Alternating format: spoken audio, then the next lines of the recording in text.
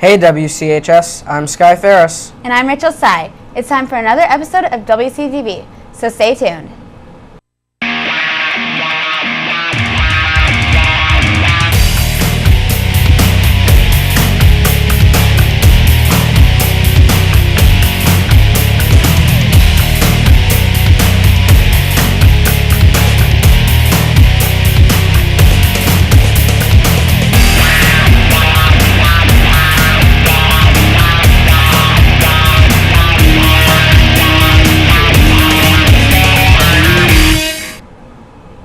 So Rachel, can you believe that the school year's just about over?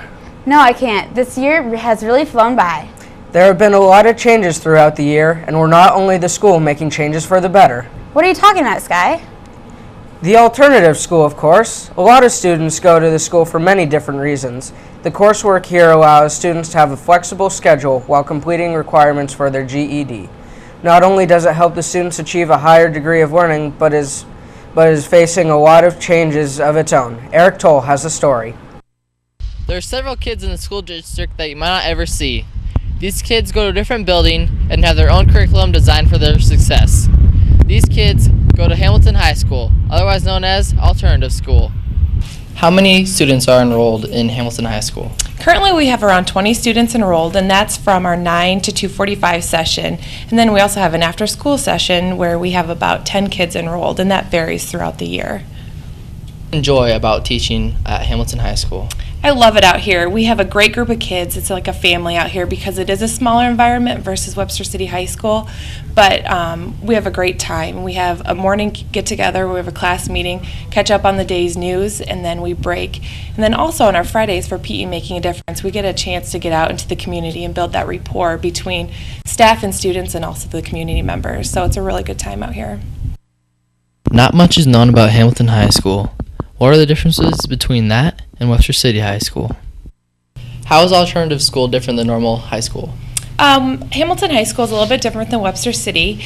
We have shortened days, so we start at 9 and end at 2:45. Excuse me. And then the kids also have a 45-minute lunch. However, the curriculum is just the same as the high school. So we give all the same assignments and assessments that are given over there. So the curriculum is completely aligned with Webster City High School. How do the classes vary? Classes here are a little bit different. Instead of running on a semester like you guys do, we do 3 classes for 9 weeks. And so we do a whole semester in 9 weeks, and then we alternate to another 9 weeks where they have another set of 3 courses.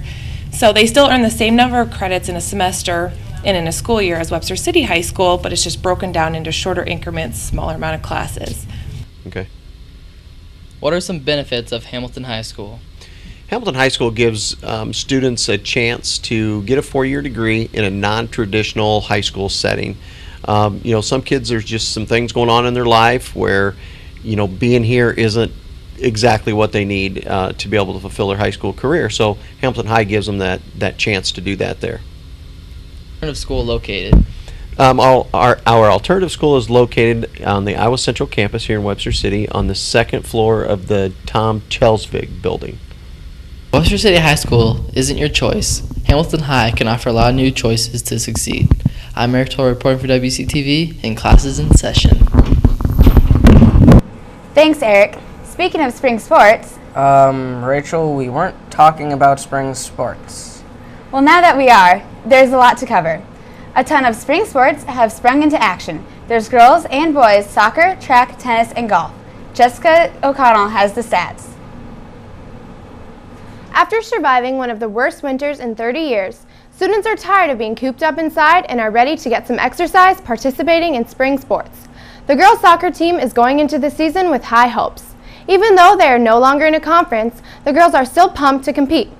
Last year, they were 1 game away from making it to the state tournament, and with many great seniors coming back, they hope to go even further.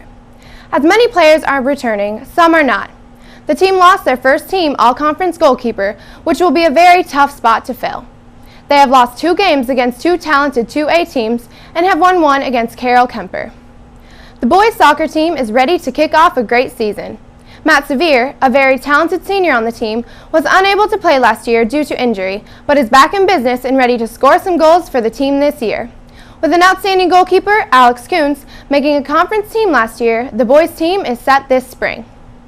Instead of kicking a ball, the track teams will be running circles around their rivals. The boys track team is doing well this year considering the number of gifted athletes that graduated last year. They have placed in the top 3 teams at the outdoor meets they've been in so far. Alex Lamp helps a great deal in scoring points by placing first in the 2-mile at Forest City and first in the 1-mile at Iowa Falls. Coach Bussin is excited for a great season. Small but mighty, the girls track team is hoping to achieve some goals of winning conference and regional titles. Many freshmen are out this year and many great seniors returning. They are confident and ready after placing first place in their first outdoor meet at Gowrie, with senior Michaela Prusman getting first in the Open 200 and 100 and anchoring the Sprint Med and 4x4, leading them to victory. A senior, Brianne Wagner, also placed first in the 1500. Speaking of small teams, the girls' golf team is also low in numbers. They're thankful that the snow has melted and that they're able to go out and practice on the course. Losing Brittany Luke may hurt them considering she qualified for state last year, but with her younger sister, junior, Tiffany Luke, and the rest of the girls, the team should be successful this year. The boys' golf team has 12 boys out, giving them just enough to fill the varsity and junior varsity teams. They are a young team with no seniors out, but are hoping for the young talent to improve and lead them to victories. Being ranked 5th last year, junior Daniel Stokes is back and ready to dominate the course again. His leadership will help lead his team to the gold. Unlike the golf teams, the girls' tennis team has a lot of girls out this year, including many new freshmen. A tough season last year has the girls ready and competitive for this year's matches.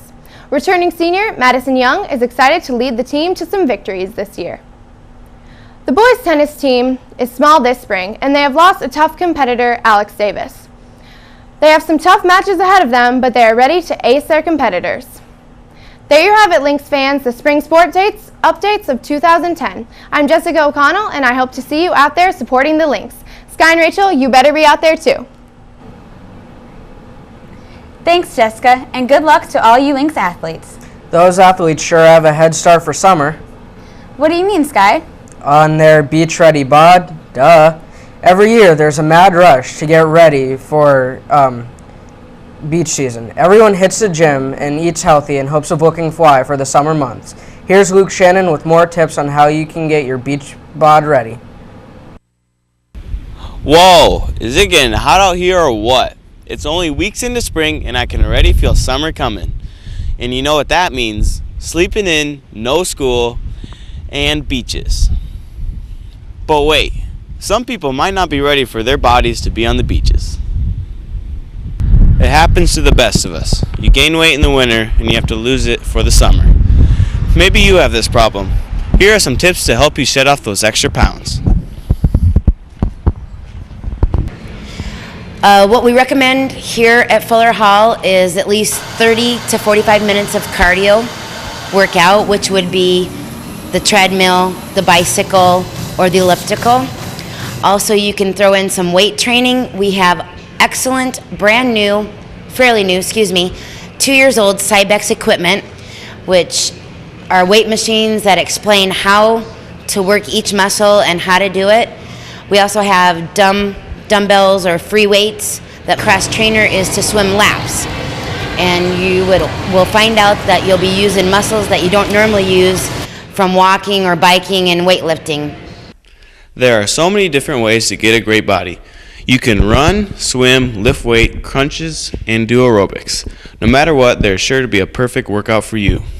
But you also need to eat the right food in the right proportions. These people shared their tips on what they do to get their bodies looking fantastic. What I do to have a good body is eat right foods and exercise and lift weights at Fuller Hall. The workouts that I do are push-ups, crunches, and try to do a lot of cardio. And I like to work up on the arms. Those are some good tips from Nate on what workouts are used for the best results. But why do people need a beach ready bod? To improve your self-esteem and to impress the beachgoers at Brushy Creek. With all these tips, there's bound to be one that will work for you and your body. And along the way, you can learn some healthy workout and eating habits to make you become a healthier person. I'm Luke Shannon for Wctv. and good luck getting your beach ready bod. Dang, Luke, looks like you got a head start on that beach-ready body. If you want to catch a glimpse of some WCHS students showing off how in shape they are, make sure to support the girls golf team at Humboldt, boys golf team at home, girls track at Fort Dodge, boys track at Forest City, girls soccer in Iowa Falls, and boys soccer here at home. Good luck, Lynx. Be sure to tune in next week for a show covering the Costa Rica trip, the NCC art show, and a few tips on how to be the perfect student.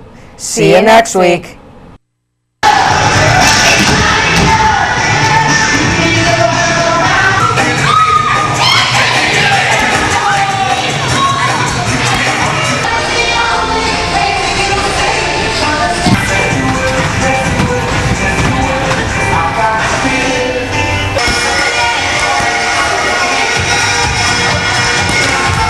Whoever's out there is missing the party. Tonight, the party is here. And you guys are the cool kids. They're the losers.